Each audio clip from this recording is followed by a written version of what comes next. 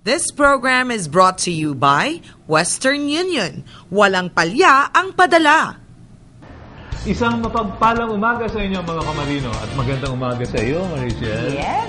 Dalawang tulog na lang, Yes. ha? Chinese New Year na. Oo. This is another big celebration, hindi lamang sa ating mga kababayang Filipino-Chinese, pero sa lahat ng naniniwala sa Chinese customs and traditions, nakatulad mo.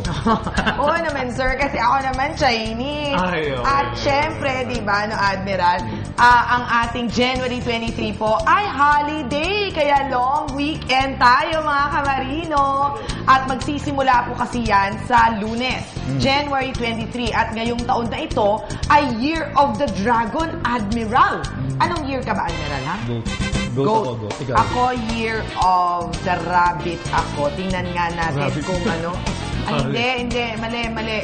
Year of the Rat ako. Admiral, tingnan mo, nakalimutan ko na tuloy. Sabi ko, Rabbit. Hindi. Year of the Rat po ako at maya-maya lamang po ay malalaman natin kung ano ang in store for Admiral at sa akin. Siyempre, exciting yan, Admiral. Siyempre. Para sa ating mga Filipino-Chinese friends, Kong Hei Fa Choi, Kyong Hee Hua Tsai, today, meron po tayong mga tips mula sa mga kilalang feng shui experts. Interesting yan, ha? At meron din tayong magandang balita galing sa Social Security System or SSS tungkol sa kanilang bagong programa para sa kanilang mga miyembro. Oh, interesting nga talaga yan. And we will also talk about women in maritime Philippines. Aba, ito ang tinatawag na WIMA Philippines, isang organisasyon po na pinamumunuan ni Miss Carla Limcalco. That's right, Marichelle.